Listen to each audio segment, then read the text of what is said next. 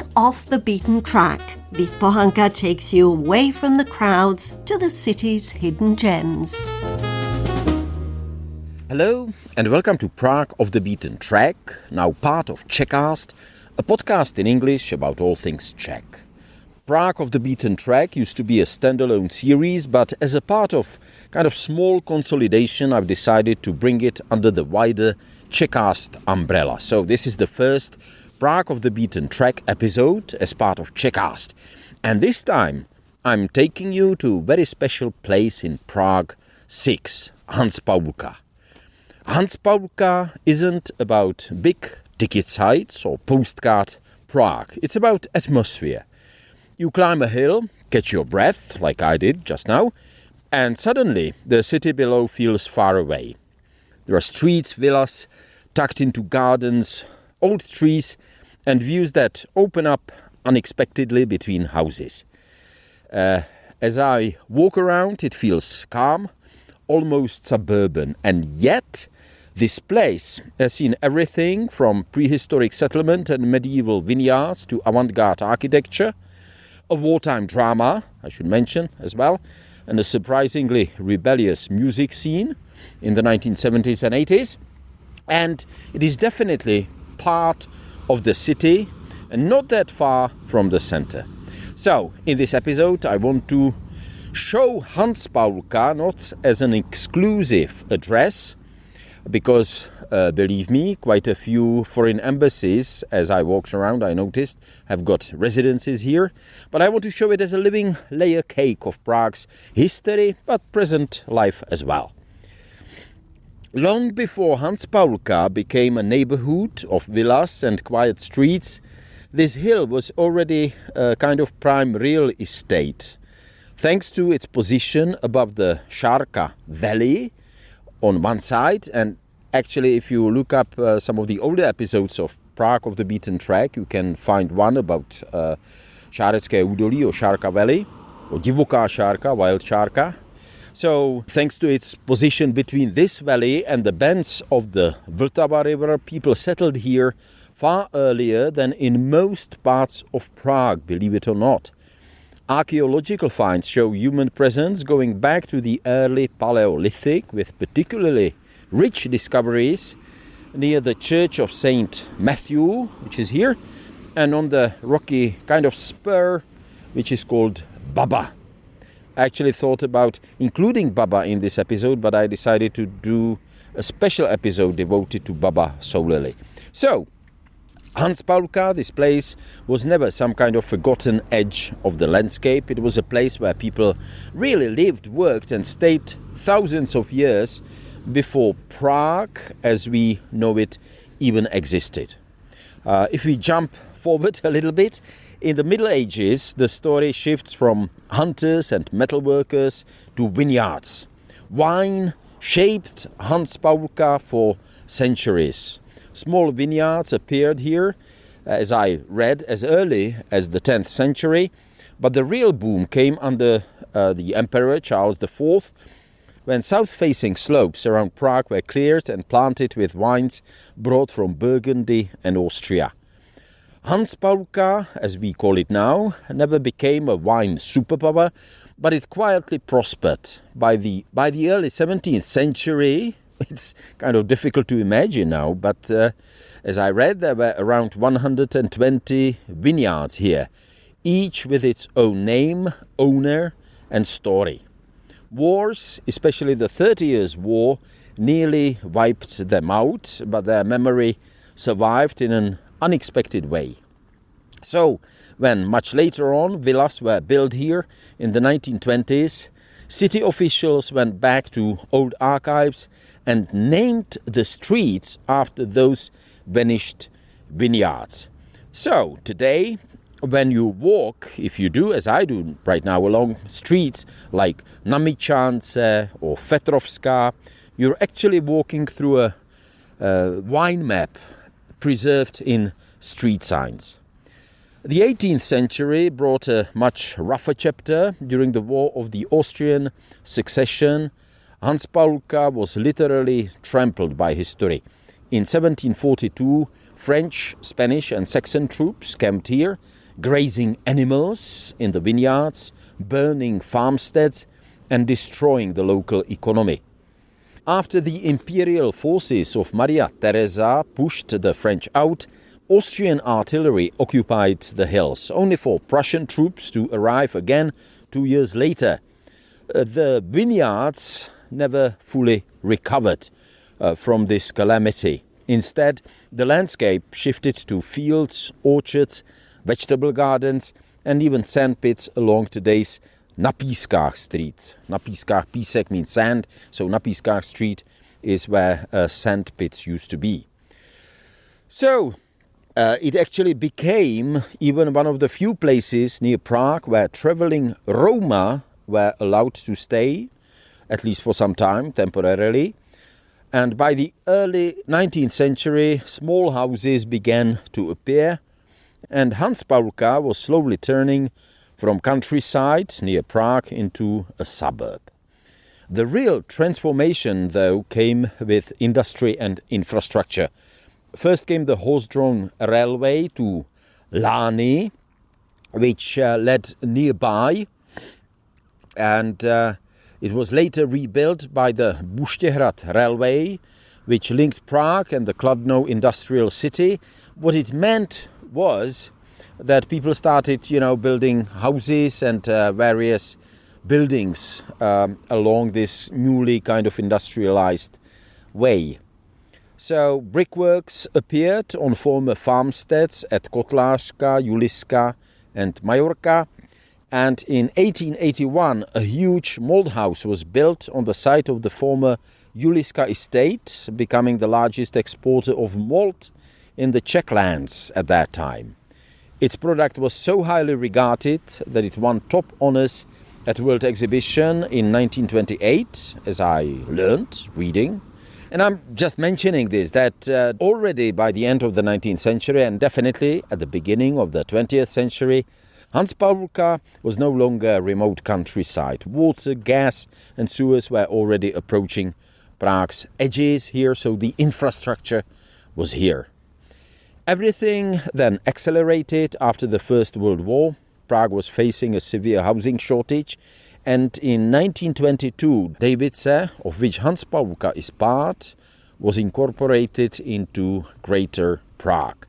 Within just a few years, the remaining empty spaces, fields, orchards gave way to streets, utilities and family houses, spreading from Perníkářka past the Hanspaulka Manor, of which there will be more mentioned later, all the way to the Church of St. Matthew, which you can visit even today. Life here wasn't easy at first. Shops were scarce, trams stopped far below at what is now the Vítězné náměstí or Victory Square. Second World War, let me just mention briefly, brought darker times. The large part of the German troops in Prague were actually stationed here. Many of them occupied the villas that used to belong to Jewish owners who either emigrated or were arrested by the Nazis. So there were a lot of Germans here, and during the Prague uprising in May 1945, Hanspaulka actually became something like a militarized zone with German troops, artillery positions and deadly street fighting that took place here. Yet even that violence, I think, failed to break the neighbourhood.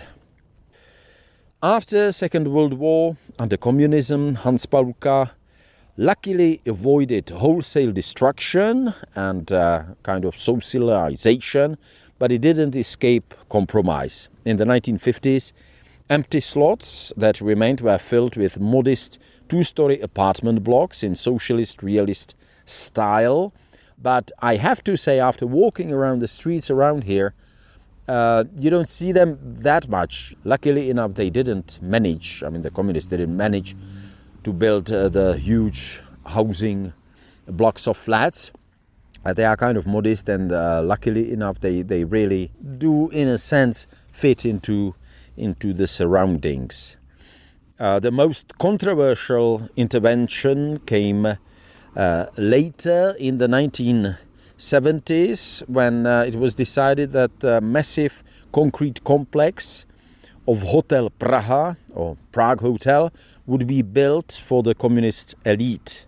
They did actually build it, and it was a kind of sore sight, I remember that. But it was demolished in 2014, and today the site is slowly beginning to be reshaped into a landscaped area with an outdoor sculpture gallery, a much gentler presence on a very sensitive spot, I would say, but it's still closed as I'm talking to you at the end of 2025. It's not accessible for the public, but it's not here. It's not there anymore. I should mention that the story of Hanspaulka wouldn't be complete without its role in Czech rock music under communism. In the 1970s and early 1980s, this quiet residential hill became an unlikely cultural refuge. Pubs like the legendary Hotéž on Pískách turned into an informal meeting places for musicians operating far outside the official culture. Bands that later shaped Czech rock tested ideas here, played a kind of semi-private gigs, and built a community where music mixed with poetry and quiet resistance. Hanspaulka offered something rare, even in the era of normalization, a space to breathe. I should mention that sport is another layer of local life. Hanspaulka gave its name to the Hanspaulska Liga, one of the largest amateur football competitions in Europe, I heard. I don't know about that, but it is still being played across Prague today. It's a kind of amateur league, muddy pitches, even kickoffs and teams named after pubs or offices. So Hanspaulska Liga, if you are into football or soccer, is as much a social institution, I think, as a sporting one. After 1989, Hanspaulka became a testing ground for post-communist development and resistance to it. Some projects try to echo First Republic modernism, like the small housing complex on Namičance that you can find here. Others sparked fierce local opposition. For example, plans to convert historic farmyards into luxury flats, to build over rare green spaces, or to demolish protected villas. Now, these conflicts aren't side stories, and I think they define Hanspaulka even today. It's a neighbourhood where history isn't just admired, but actively defended and challenged, I think. And just to complete the picture, Hanspaulka also has a very clear political footprint. The neighbourhood is home to the Institute Václava Klause, or Václav Klaus Institute, former Czech president. It is based in a small Baroque chateau. The very building, I shouldn't forget to mention, that once gave this area its name, because this estate belonged to a landowner named Hans Paul, and over time his name became attached not just to the house but to the entire surrounding neighborhood. So, if you're wondering whether Hanspaulka is worth a visit today, the answer is simple: absolutely. This is a place made for slow walking and looking around. Many of its most beautiful villas were built between the two world wars, at a moment when Prague was experimenting with modern architecture and new ways of living. A remarkable number of them were home to people who mattered in Czech cultural and political history. I think it wouldn't make much sense to list them all. There are simply too many. There were some actors, there were some political figures who lived here. But I think that if you enjoy architecture, especially functionalism from the 1920s, 1930s, you'll definitely find things to see just by wandering around. There's even a great website, I have to say, unfortunately in Czech, Praha neznámá, Unknown Prague, which offers a detailed guide to places like this, I mean the villas. And even without any guide at all, Hanspaulka definitely rewards curiosity. And one last thing that I shouldn't forget: the views from up here. Prague opens up from completely different angle than from For example, places like Petřín, you're not looking at postcard Prague, you're definitely looking across neighbourhoods, rooftops and layers of the city. Quieter, broader and somehow, I think, more real. Well, that's all from Prague of the Beaten Track, part of Czechast now. As always, you will find some photographs, a map and a fact box if you go to Rozhlas CZ or Radio Prague International's website. And there's also some practical information how to get here. So, thanks for listening, and until next time, stay curious.